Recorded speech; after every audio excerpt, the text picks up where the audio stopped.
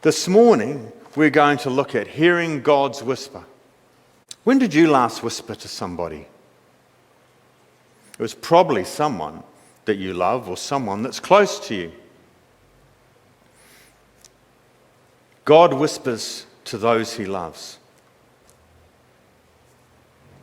Today we're going to look at an example in the Old Testament where God whispered to someone. Has God ever whispered to you? Have you ever heard or thought you heard his quiet voice? I'm sure many of us have. As we get started this morning, let me first tell you a story about an experience that I had. Now, some of the men who came to the men's breakfast have heard this. They've heard the long version. This is the, what do you call it? I guess the compressed version.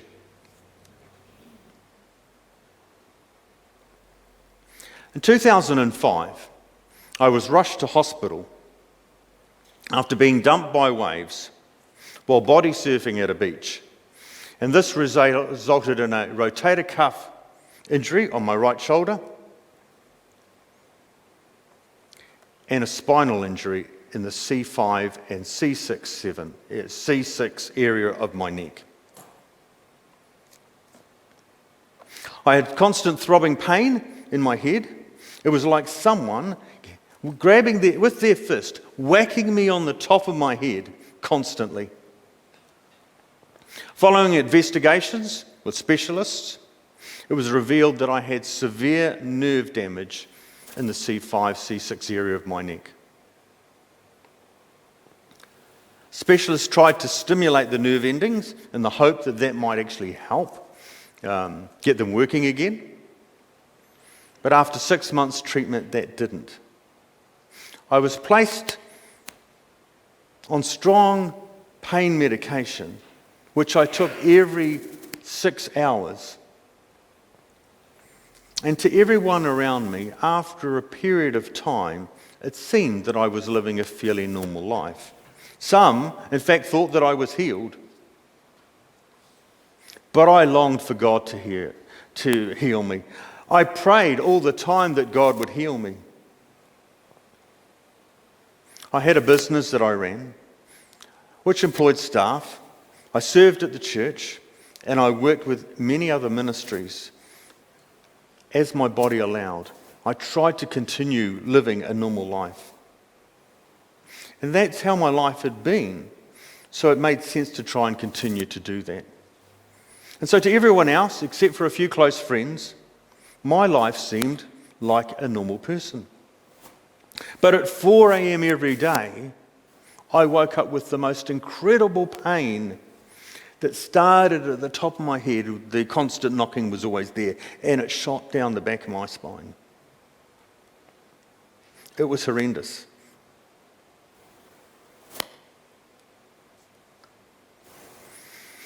My cat Molly would often wake me to remind me to take my meds at 4 o'clock, just in case I slept through the alarm.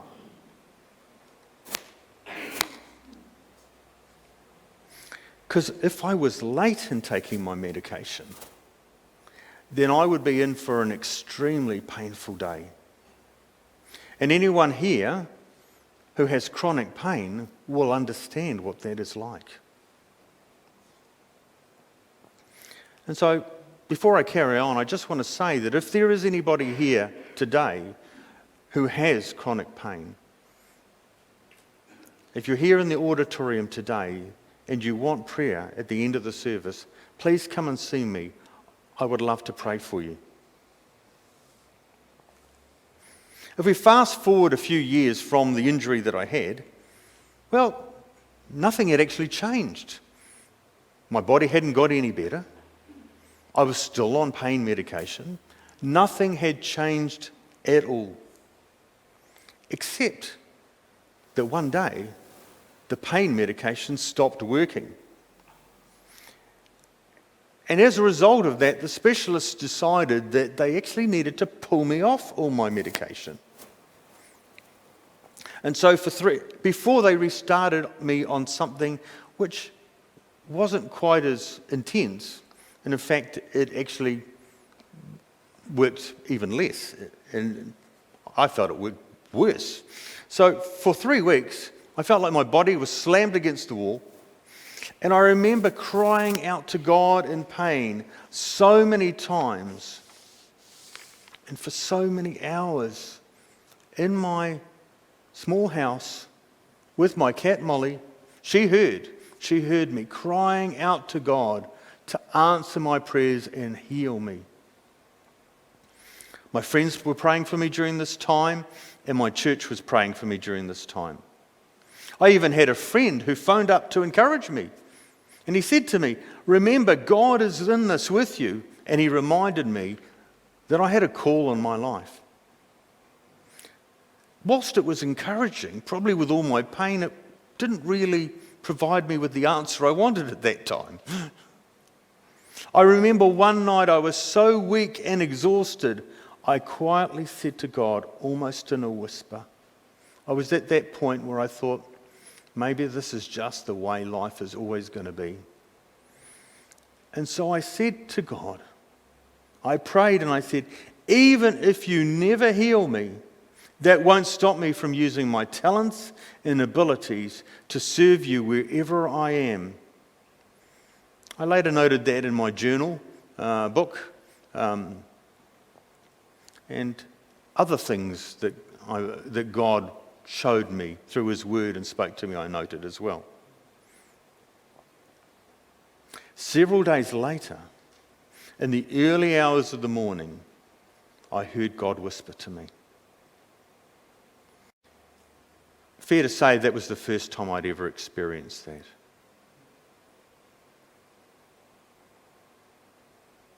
I'll tell you a bit later what God said. Let's look at Elijah. For those of you with Bibles or Bible apps, you might want to open them to 1 Kings chapter 17. It's interesting, when you start to look at Bible commentaries and what they say about Elijah, one of the constant comments that seems to go across a number of them is that they say that Elijah is to the prophets what Moses is to the law. That's an interesting statement, isn't it? But we actually don't hear a lot about Elijah's early part of his life. When we're first introduced to Elijah, it's in 1 Kings chapter 17. And he's simply introduced as Elijah the Tishbite. Yet it's obvious there must have been quite a history of ministry that Elijah had, even before he's first mentioned in 1 Kings 17, chapter 1. And I say that because it was obvious that he had a relationship, in a sense, with Ahab. He was known to Ahab, and he had obviously had times when he had gone and seen Ahab. In 1 Kings 18, verse 17, Ahab refers to Elijah as the troubler of Israel. So he obviously wasn't very popular with Ahab. Obadiah, who was King Ahab's steward, refers to the fact that whenever they needed to find Elijah, he was pretty hard to find.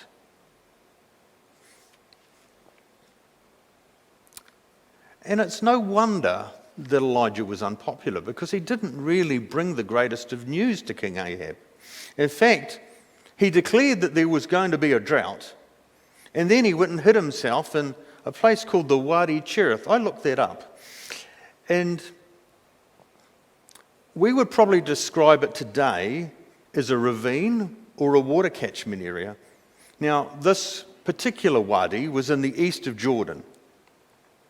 And while Elijah was there, God commanded ravens to come and bring him food each morning and evening. But eventually the water dried up in the wadi. And so God told him to go to Seraphoth. And there he lived in the house of a widow with her son. Now it was famine when he arrived, the time of famine. And this widow was preparing to make her last meal for her and her son when Elijah turns up and he says, well, could you give me some food? You know, she thinks, well, this is going to be our last meal and then we'll die because there is nothing else. But during Elijah's time there, and even after he left, up until the drought finished, there was plenty of food for this woman and her son. And you might think, well, that was quite nice. It was a nice time. They had meal, they had plenty of food and everything like that. But all didn't go well in this house because unfortunately the widow's son got sick and died. And so Elijah called out to God and he prayed and the son came back to life. Now, it's clear that as Elijah did serve the Lord, he brought about many miracles. In chapter 18, we see that 3 years later, after declaring the drought, that he went to see King Ahab. And this eventually ends up with a big showdown between the prophets of Baal and Elijah. Because Elijah challenges the prophets of Baal. And he challenges them to prove that their God can bring down fire from heaven. Now it's interesting that there's been a drought during this time for 3 years. And Baal is described as not only as a god of fertility, but also he's described as the Lord of rain and dew. And I thought that was really interesting, actually, that, you know, in a time of drought, you'd need rain. So obviously Baal was not performing very well. So interesting that that's who Elijah ends up challenging the prophets of Baal. So the challenge is quite simple. They'll each build an altar. The prophets of Baal will build an altar, and Elijah will build an altar. They'll put an offering on it, and then prophets of Baal can pray to Baal, and no one's allowed to light a match, because really what they're going to see is who's got, is it going to be Baal that can create fire and consume the offering and the altar? Or is it God? Or as Jewish people refer to Yahweh? And we know what happens here. We know the story. We know that the prophets of Baal tried everything. They tried everything to get Baal to come and consume the offering, and nothing happened. And we know, in fact, that Elijah made a bit of fun of them during the time of things that were going on. And then it's Elijah's turn, so he steps up. He makes sure that there is a trench around the altar that's built, and he fills that trench with water. He absolutely soaks the altar and the offering and everything. It's absolutely sodden. And then he prays. In verse 13 of chapter 18, he says, "O Lord, answer me, so that this people may know that you, O Lord our God." Verse 38 says, "Then the fire of the Lord fell and consumed the burnt offering, the wood, the stones, and the dust, and even licked up the water that was in the trench. When all the people saw it, they fell on their faces, and they said, 'The Lord is indeed God.'" And shortly after that, the drought ends. Now, what an adventure that Elijah has. And I think it's actually important to give you that backstory before we start to look at things going forward from that point. Because today's subject is about hearing God's whisper. So you would think that as a result of that tremendous event that occurred, that people who'd been worshipping Baal would turn to the Lord, and a number of them did. But unfortunately, in King Ahab's house, his wife Jezebel did not. And her response to this was that she sent Elijah a message. And she said, to paraphrase, she said, "I'm going to make sure that you're dead by tomorrow." Now, you would think that Elijah, he'd seen God's miraculous works. He'd been an instrument in those things happening. But he was frightened. And so he ran for his life. In chapter 19, verse 5,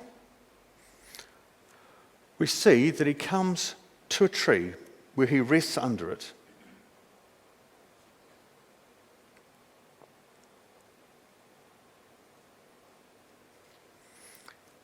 And he says he wishes that he was dead.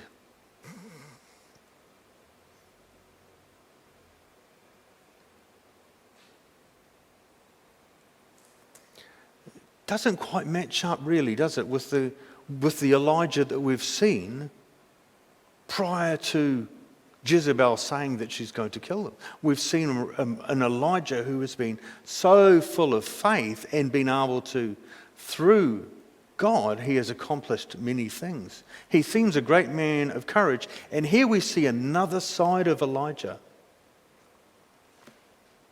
wishing he was dead. Well, an angel appeared, woke him up, and gave him something to eat. And then he slept. And he slept some more, and then later again the angel came and woke him up. He gets up and he eats again.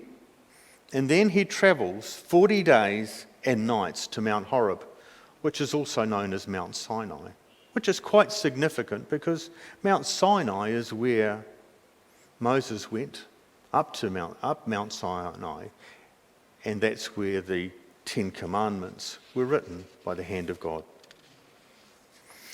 Upon arriving at Mount Horeb, he goes into a cave there and he spends the night there.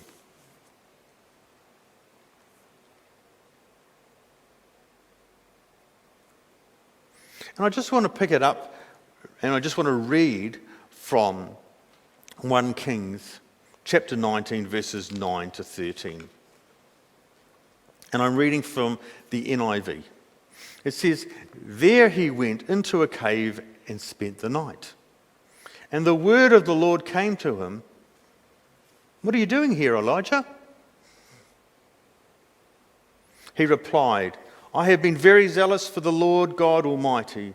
The Israelites have rejected your covenant, torn down your altars, and put your prophets to death with the sword. I am the only one left, and now they're trying to kill me too.' The Lord said, 'Go out and stand on the mountain in the presence of the Lord, for the Lord is about to pass by.'" It's quite interesting, just out of interest, that in Exodus 33:22 we have a similar theme, but with Moses, but in this situation.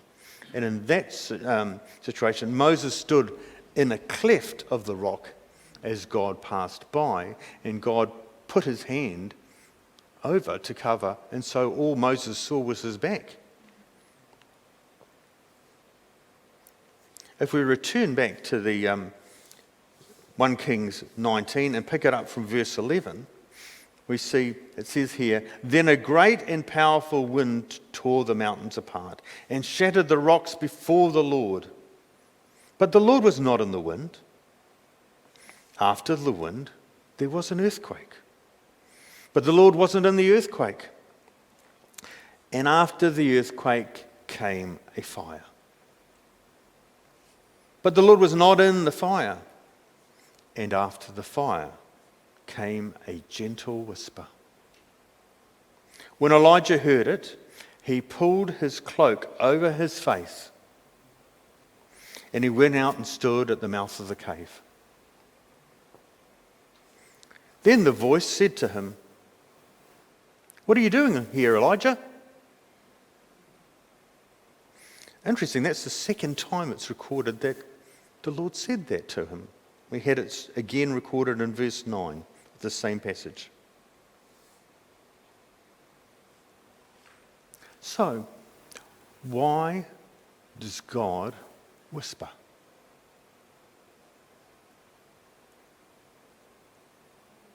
I think it was because it was just what Elijah needed. I mean, if you can imagine yourself in Elijah's shoes just for a moment,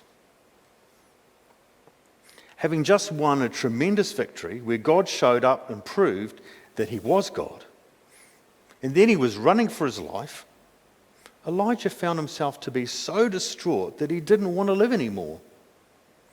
And his desire to be a prophet seems to have vanished as well.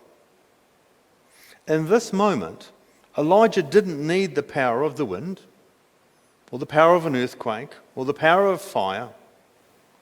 I think any of those things would have actually overwhelmed him in his fragile condition. What he actually needed, right at that moment, was the calming reassurance of God's presence. And God knew that and met with him in that very manner. While God is judge and all-powerful and can do whatever he wants, when he deals with you and I, he very rarely does he come with fire. I don't know about you, but I'm quite glad about that. This doesn't mean that God doesn't bring judgment, because he does. But that is not often his first response. God is a lot calmer when he deals with us than we are when we often deal with people. God chooses to deal with us with grace and loving kindness. And that's why I believe God chose to whisper to Elijah. This revealed the tender nature of God. As important as it is to know the God of fire and brimstone, that picture doesn't always draw us to him. It is this kindness, his mercy, his compassion, and his love that draws us in. Remember, at this point in Elijah's life, he was in a very broken place. And God met him in his brokenness with tenderness, which is what he often does with us all.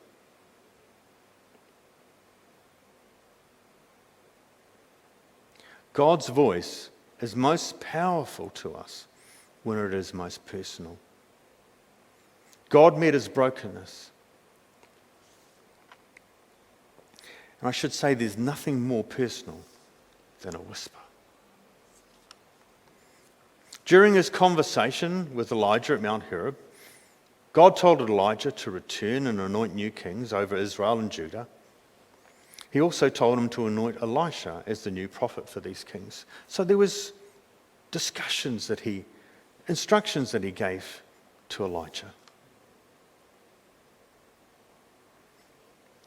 God didn't whisper that everything would be fine. But his words whispered to Elijah brought peace to him. And I think that's quite often what happens when God whispers. He brings peace to us. If I turn back to my story that I started at the beginning, I was weak and exhausted. The pain in my head, neck and shoulders was intense.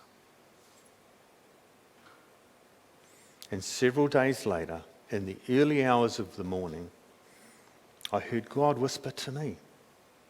And he said, "I am with you."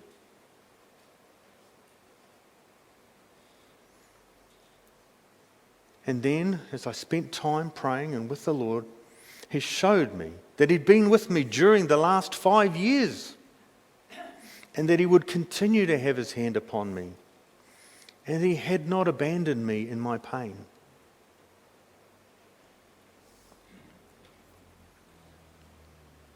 My response was that I said to God, if this is really your will, then I'll continue to use my life and serve you as you lead me and as you give me strength. As I began to pray over the next couple of weeks, I noticed that the pain started to reduce in my neck and shoulder. It was less.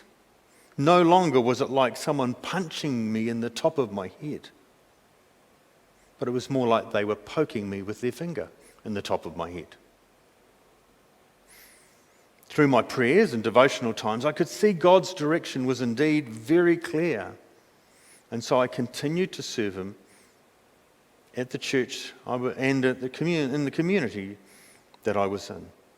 I even took on some new responsibilities because I could cope more with just that happening rather than being thumped in my head. A year later, I'd organised a guest speaker at our church.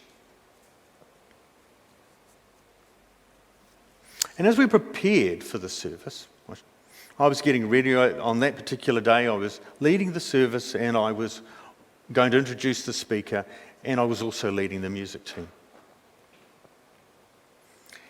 And as I was getting ready, there was a lady in our congregation, and she would have been in her late 80s, and she'd arrived and she was sitting down the front, probably, a few rows from the front, and people were still coming in. The service hadn't started, and I was getting ready, and she kept signalling me.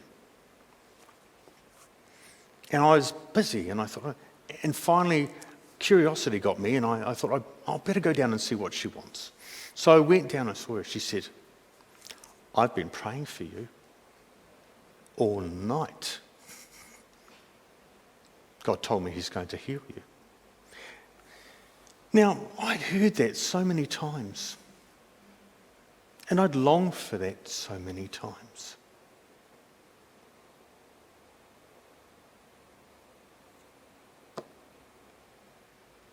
But I accepted it, and I thought, if this is what God chooses to do, he'll do it.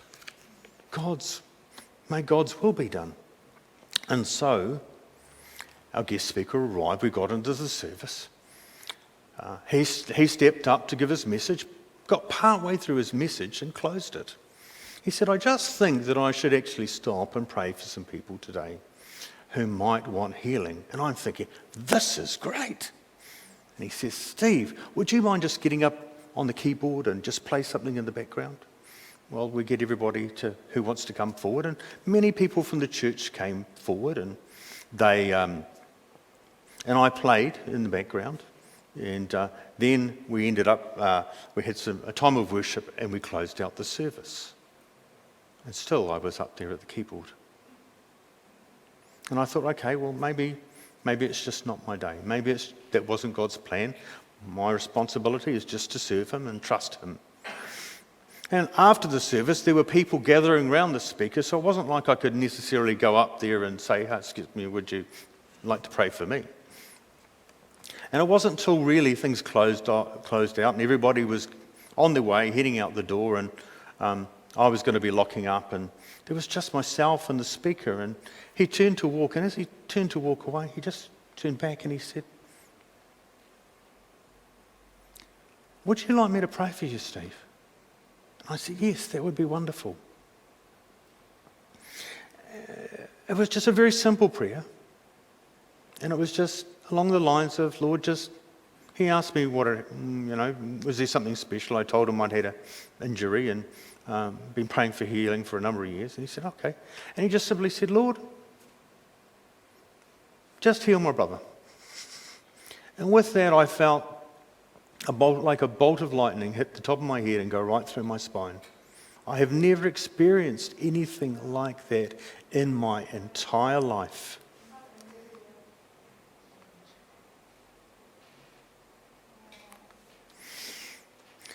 There was a pivotal point in my life,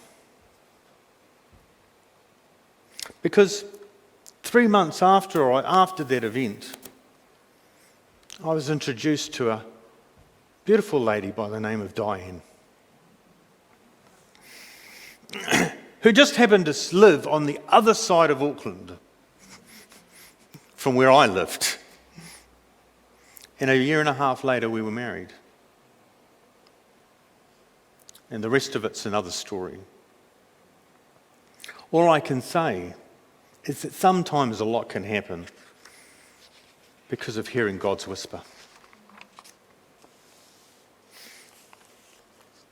I just want to look at the other scripture that goes with this message today, and it's taken from James chapter 17, verse 18.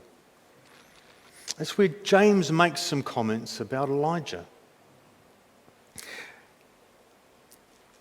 And I'll just read verses 17 and 18. It says, Elijah was a human being, even as we are. He prayed earnestly that it would not rain, and it did not rain on the land for 3.5 years. Again he prayed, and the heavens gave rain, and the earth produced its crops. Here, James uses Elijah's prayer to illustrate how effective and powerful prayer is. Yet he states that Elijah wasn't a perfect person. And within the story of Elijah's life, we are provided with evidence of this. The key takeaways for me from James's example to Elijah is that Elijah had an understanding of prayer. And he saw it as a work that we do which testifies to our faith. We are called to pray by faith, just as Elijah did. Because God brings to his fruition his will in his time and in his way. And that's the importance of prayer, is that we're called to do it. Prayer can move mountains. It can make a difference in people's lives. I've seen God work, not just in my own life, but in the lives of many others as a result of prayer. You know, one funny story I heard was of a man who was walking past a church and people were praying. And he just felt drawn, and he came in and he sat down and he thought, I'm going to come back because I want to see more of what's happening here. And he came back another week and a week after. And eventually that man, as a result of a prayer meeting that had been going on, he became inquisitive and he gave his life to Christ. Prayer touches people's lives. You know, the thing that I find amazing about prayer is that I could pray for someone in Invercargill. I don't have to go to Invercargill to pray for them. We can pray for people anywhere in the world.